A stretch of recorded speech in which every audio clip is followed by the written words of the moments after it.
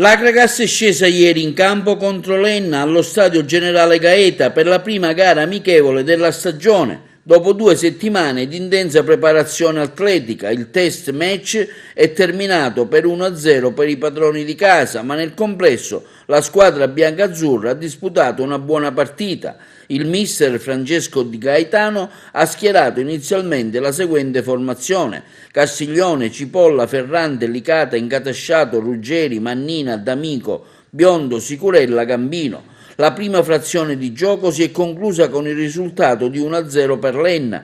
Nel secondo tempo l'Akragas ha presentato in campo i seguenti 11 calciatori: Compagno, Laspina, Cipolla, Punzi, D'Amico, Cerra, Incatasciato, Mannina, Biondo, Sicurella e Gambino. Nel corso della ripresa sono entrati anche Axande, La Rocca e Incardona. Archiviata questa prima uscita, adesso la formazione akragantina tornerà ad allenarsi e domenica prossima disputerà la seconda amichevole estiva, ancora in trasferta, contro il Siracusa alle ore 18 allo stadio Nicola De Simone.